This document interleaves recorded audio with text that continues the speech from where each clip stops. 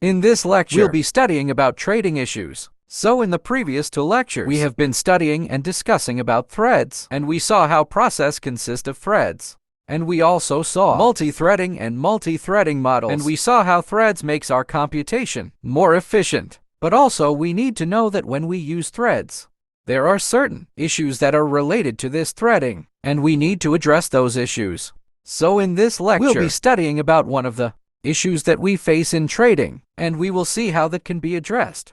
So the first issue that we are going to discuss in trading is related to the fork and exec system calls, which we discussed in the previous lecture. So in the previous lecture, we saw that the fork and exec system calls are used for specific purposes. And what are they? The fork is used for duplicating a process, or for creating a child process from a parent process with a different process ID. And then the exec system call is used for replacing the contents of a process with another process, but retaining the same process ID. Know the issue that we are going to face related to trading is that how will this fork and exec system calls behave when we have trading involved? So the semantics of the for and exec system calls change in a multi-threaded program. And why is that? That is because we know that a process can consist of multiple threads. And let's say that one thread in the process, it requests for a for system call. So when the fork call is made, we know that the function of the fork system call is to create a duplicate process. So when a particular thread belonging to a process calls the fork system call, will all the threads present in that process be duplicated, or will only the thread that is calling the fork system call be duplicated? So that is the question that we can have. So this is the issue that we have. If one thread in a program calls fork, does the new process duplicate all threads, or is the new process single thread? So what is the solution for this? So the solution for this is that some unique systems have chosen to have two versions of fork. One that duplicates all the threads, and another that duplicates only the thread that invoke the fork system core. So in order to solve this issue, some of the unique systems have adopted two versions of fork, and among the two versions of fork, one of them will duplicate all the threads. That means if a thread in a process invokes a fork system call, then all the threads in that process will be duplicated. So that is one version of fork that is there. And then the other version of fork, what it does is it will duplicate only that thread that invoke the fork system call. So if a thread belonging to a process invoke the fork system call, then only that particular thread will be duplicated, and other threads present in a process will not be duplicated. So always keep in mind when we are talking about this that threads are a part of a process. So there is a particular process, and a particular process can consist of a number of threads. So it is these threads that makes up a particular process. So that is why we are having this issue. That is whether to duplicate only that thread that invokes the fork system call, or whether to duplicate all the threads present in that process from where the particular thread made the fork system call. So we are having two versions of fork in order to tackle this. So one will duplicate all the threads, and in the other one, it will duplicate only that thread that involves the fork system core. But now the question arises, which of the fork to use and when? So we saw that there are two versions of fork that some unique systems have adopted. But how do we know which version of fork to use and when? When should we duplicate all the threads, or when should we duplicate only the single thread that called the fork system call? Which version of fork to use and when? Now, before we come to that, let us also understand what was the purpose of the exec system call, and what will happen when exec system call is involved in a process consisting of multiple threads. So if a thread invokes the exec system call, the program specified in the parameter to exec will replace the entire process, including all the threads. So let's say that we are having a process again consisting of a number of threads, and one of the thread invokes exec system call, and we know what is a function of exec system call. It is to replace the contents of a process with another process that is passed as a parameter in the exec system call.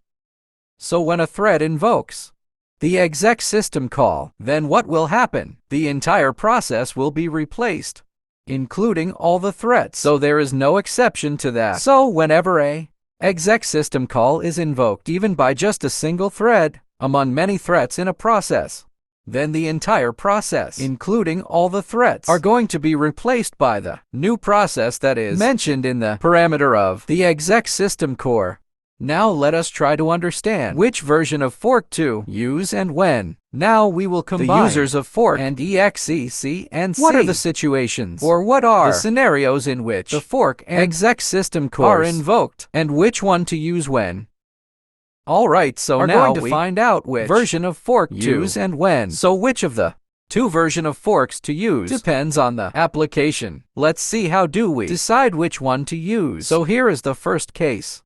That is if exec is called immediately after fucking. That means if we have just involved the fork system call, or if a thread has just involved the fork system call, and immediately after that, if the exec system call is also involved, then what should we do? Then in this case, duplicating all the threats is unnecessary, as the program specified in the parameters to exec will replace the process. So in this instance, duplicating only the calling threat is appropriate. Alright, so let's try to understand what this means. So if an exec is called immediately after forking, when we fork, what is going to happen? The process is going to be duplicated. So if exec is called immediately after forking, then what will happen?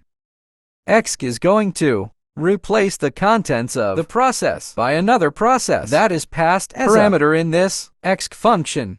So just think that if we duplicate all the threats, what will happen? Even if we duplicate all the threats after the fork system call was involved, immediately exec is also involved. So what will happen? Even though we have duplicated all the threats, the exec system call is going to replace those entire threads that were duplicated with something else, because that is what exec does.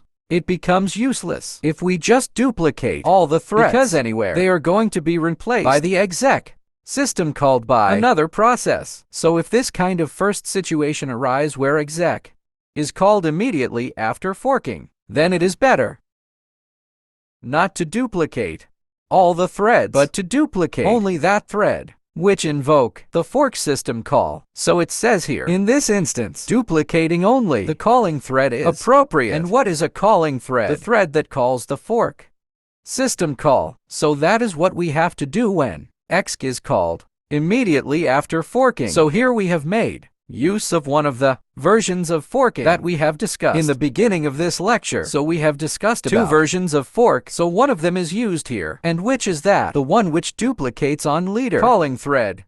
Alright, now let's look at the second scenario. So in the second scenario, if the separate process does not call exec after fucking, so in this first scenario, exec is called immediately after forking. But in this scenario, let's say that a thread in a process calls the fork system call. That means the fork system call is involved one of the thread, but it is not followed by any exec. Then what to do? Then the separate process should duplicate all the threads, because here we know that exec is not going to be called, or it is not called. And when it is not called, we know that it is not going to be replaced. Nothing is going to be replaced. So at that time, the case may be that we want a duplicate of all the threats, and that is why the thread actually called the fourth system call. So when the fourth system call is not followed by any exec, then the separate process should duplicate all the threats.